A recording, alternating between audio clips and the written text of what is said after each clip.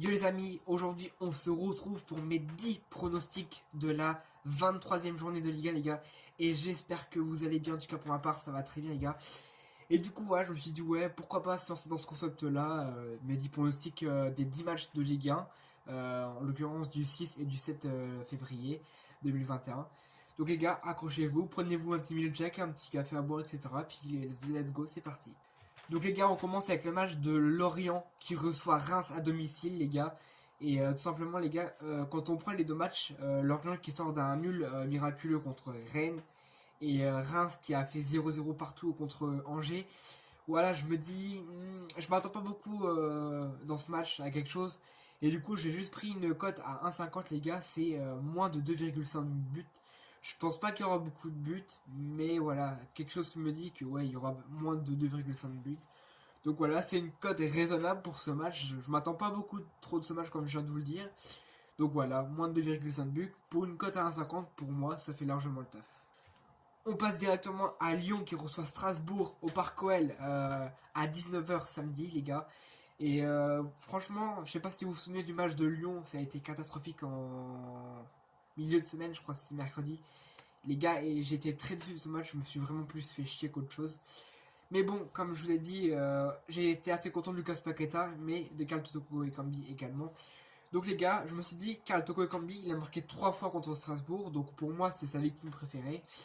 Donc du coup, j'ai tout simplement misé sur une cote à 2,15. J'ai marqué Karl Toko Ekambi marquera dans ce match. Je pense vraiment qu'il va marquer.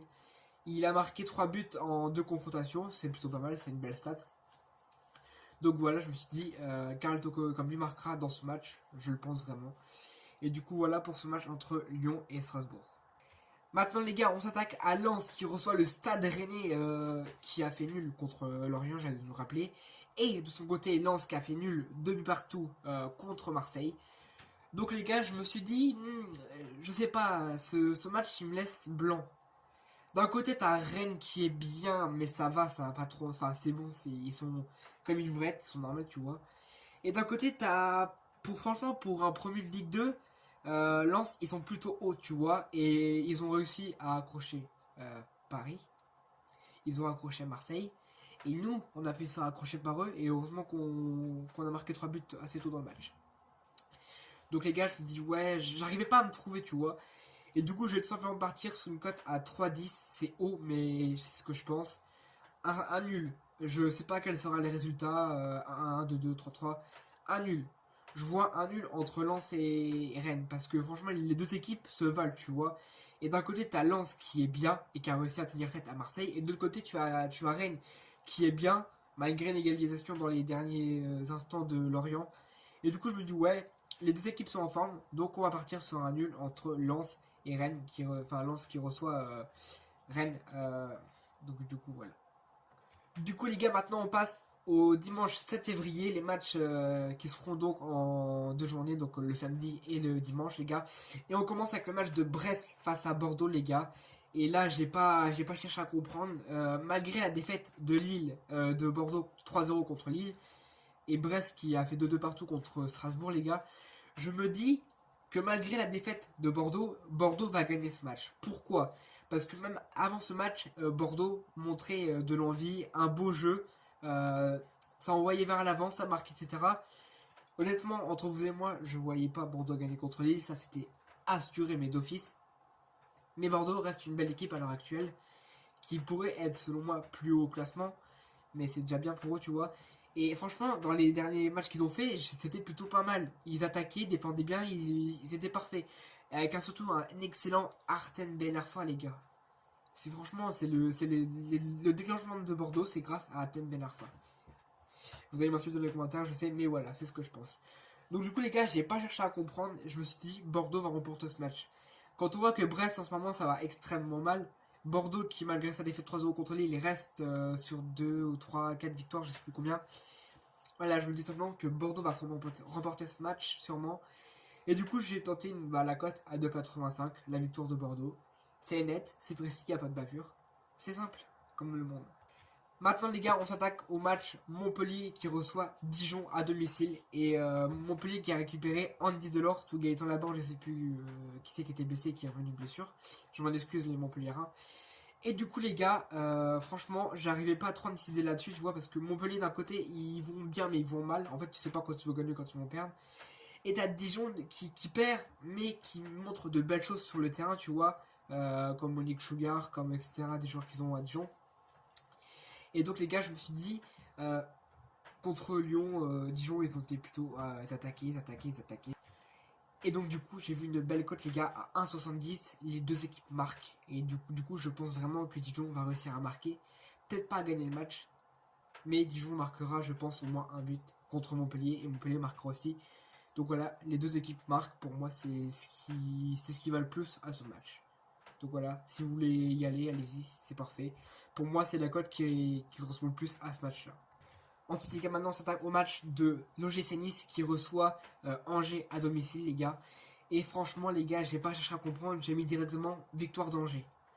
Pourquoi? Les gars, vous allez me demander pourquoi. Alors, tout simplement parce que déjà, pour commenter, dans le match contre Monaco, ils ont perdu Reine Adélaïde sur blessure. Et Reine Adélaïde, malgré qu'il a foutu la merde à Lyon, ça reste un excellent élément.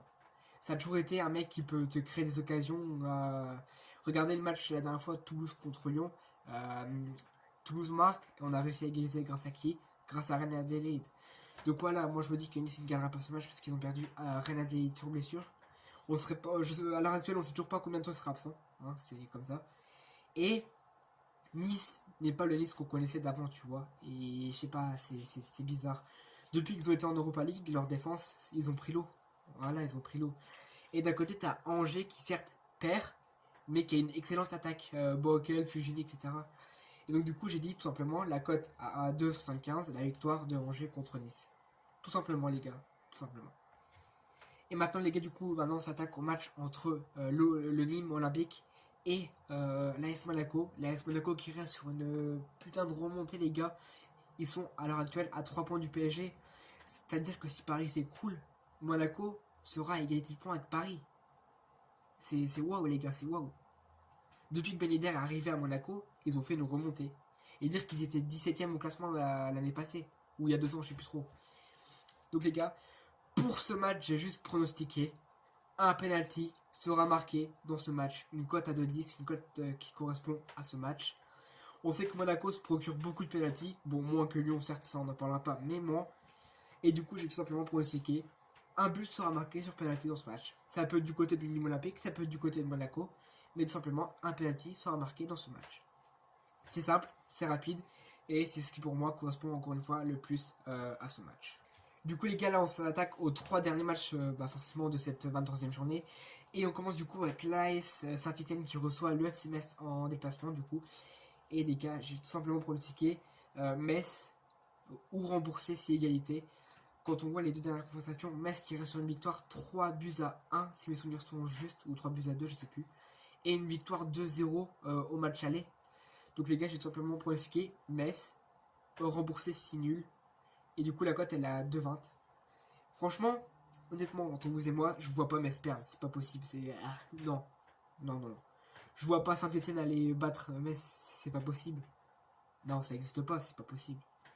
Tout simplement, Metz, remboursé si nul, une cote à 2,20, c'est une cote qui correspond au match. Voilà, je vois pas Metz perdre, je suis désolé.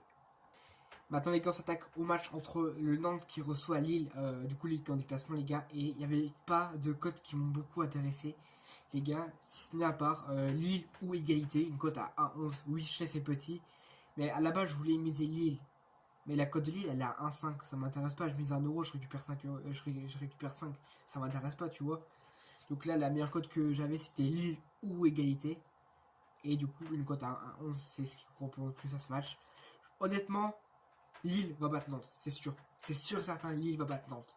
Lille ne perdra pas contre Nantes, c'est pas possible. Donc voilà, Lille ou égalité. Du coup les amis, on s'attaque au dernier match de cette 23e journée. Le Paris Saint-Germain en déplacement au stade Vélodrome. On se souvient, il y a eu plein de choses qui sont passées là-bas, bref, entre les deux équipes. Et malgré ça, les gars, si vous vous souvenez de Trophée de Champion, victoire 2-1 de Paris. Et Dimitri Payet avait marqué. Et j'ai tout simplement pronostiqué pour ce match, les gars. Les deux équipes vont marquer. Je le sens. C'est possible. Pourquoi pas un but de Milik, pourquoi pas un but de Thauvin, de Payet, ce que vous voulez. Mais pour moi, dans ce match, les deux équipes marqueront. Peut-être que Paris va l'emporter. Peut-être que Marseille va l'emporter, je sais pas.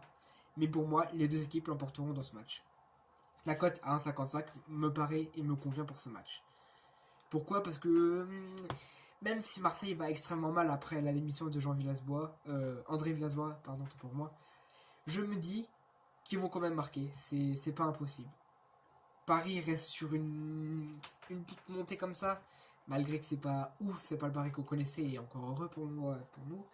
Mais je me dis que Marseille peut au moins marquer un but à Paris.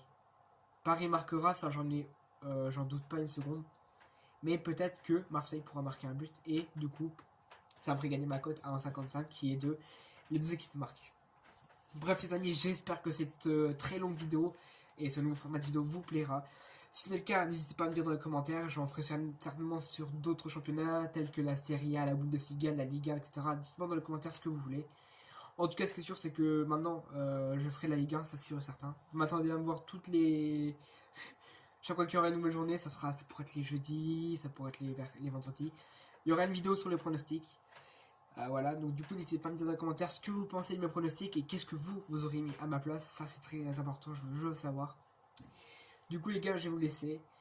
Merci d'avoir regardé ma vidéo. Comme je dis, n'hésitez pas à vous abonner, à liker, ça aide à faire progresser la chaîne, les gars. 51 abonnés, ça me fait extrêmement plaisir. On a passé cette barre qui était très dure à atteindre, des 50 abonnés, les gars. Du coup, voilà, je vais vous laisser, les gars.